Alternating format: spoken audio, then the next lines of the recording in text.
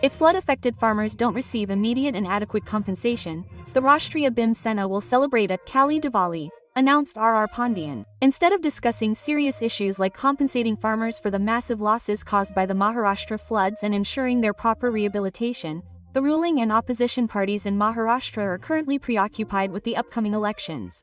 Making this allegation, R.R. Pandian, national president of the Rashtriya Bhim Sena, announced in a press conference that if flood-affected farmers don't receive immediate and adequate compensation, the Rashtriya Bhim Sena will celebrate a Kali Diwali. Let's hear what R.R. Pandian had to say. Absolutely.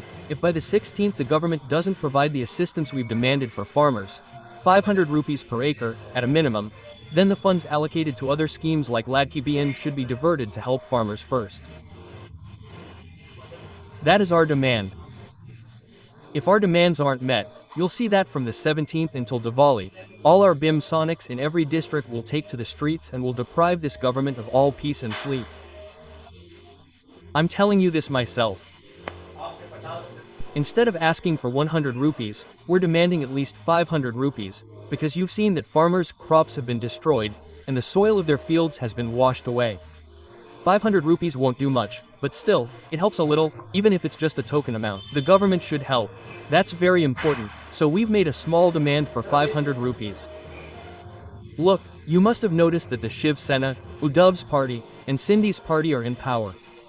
Currently, Uddhav's party, and the parties that are separate from his own, are completely focused on municipal corporations, especially the Mumbai Municipal Corporation. If it's a misfortune that Mumbai doesn't have agriculture, if there were farmers in Mumbai, perhaps this money would have fallen. So, does this mean that Mumbai's farmers are unfortunate that Mumbai doesn't have agriculture? If there were agriculture here, these people would fight for that too. So, right now, their entire focus is on taking over the municipal corporations, Because of this, farmers are being marginalized.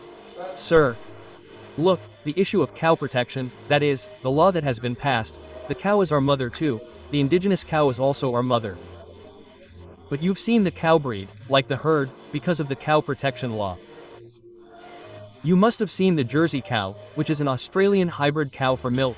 So, they're brought here, they're either raised or bought. So, sometimes, what happens is that the cow becomes unable to produce milk, or it can't produce milk, and the children it gives birth to are of no use to the farmer. They're not useful for farming, for anything else. So, I don't know what farmers used to do in the past. They had cows. I'm not talking about the indigenous cow, the cow family, which includes the herd, the cattle, and other different species. I'm not talking about the cow, but the indigenous cow. The indigenous cow is our mother too. We're not talking about that. But what's going on inside these cows? What did the farmers do before? They used to sell them to traders in the Athora market, and then buy new cows and buffaloes in exchange. But with the enactment of the cow protection law, a new brigade called Cow Protectors emerged. They were unemployed, so they found a new trick. Their bosses finance them, provide them with Scorpio cars and weapons, and their job is to catch vehicles carrying buffaloes. Okay, it's not just that a cow, a buffalo, or a Jersey cow is going away. The police station catches them themselves. Then, through a deal with the police, they send them to a cow shelter. After being put there, they go to the slaughterhouse or somewhere else. It's a separate racket. So, because of this internal conflict, the farmer is unable to buy new cows after selling them.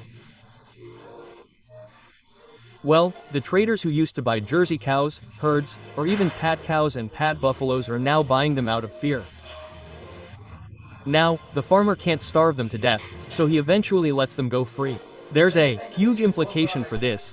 The cow protection law is being misused.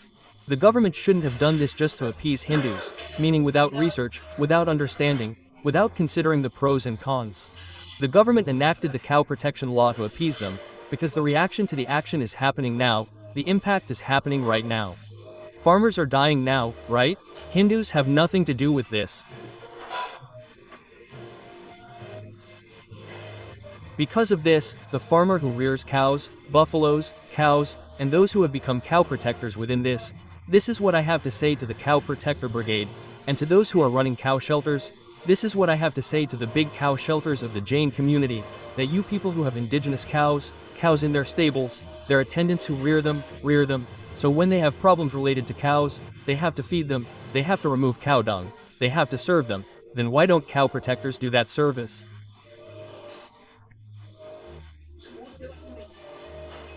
Why don't they serve? My humble request to cow protectors. If you truly love cows, then please directly feed them where they are kept, clean up the dung, maintain cleanliness, and care for them.